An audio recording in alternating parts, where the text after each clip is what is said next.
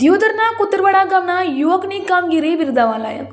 થરાદથી કોતરવાડાને જોડતો national highway પર કોતરવાડા ગામ પાસે ખાડાઓ પડતા બુરવાની કવાયત હાથ ધરાઈ।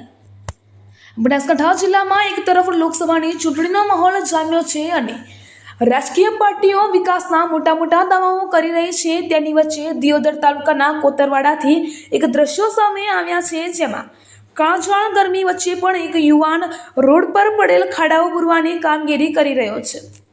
ખરા તડકે યુવાનની કામગીરી જોઈ તેમને પણ પ્રશ્ન કર્યો તો યુવાને જણાવ્યું કે થરાદથી કોતરવાડાને જોડતો મુખ્ય હાઈવે છે, પરંતુ હાઈવે પર અસંખ્ય ખાડાઓ પડેલ છે। મારા ઘરની આગળ પણ ખાડાઓ છે, જેથી અહીંયા અકસ્માતના બનાવો બનતા હોય છે।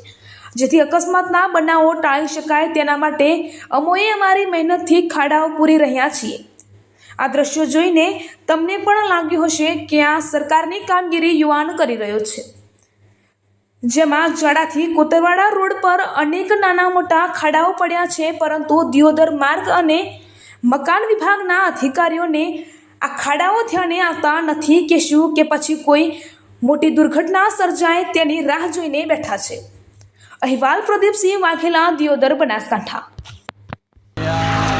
થરાદથી મીઠા લગતો હાઈવે છે રોડ। તો આ હાઈવે ઉપર ખાડા પડી ગયા હતા, રોડની કામગીરી કરવા આવતા નથી અને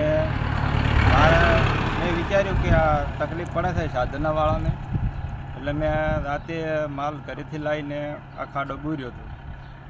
અત્યારે ચૂંટણી ચાલી રહી છે અને રાજકીય પાર્ટીઓ મોટી વિકાસની વાતો કરી રહી છે, શું કહેશો એ વિશે તો શું નામ છે તમારું? મારું નામ આયુધનજી ભૂપતજી, ગામ કોતરવાડા।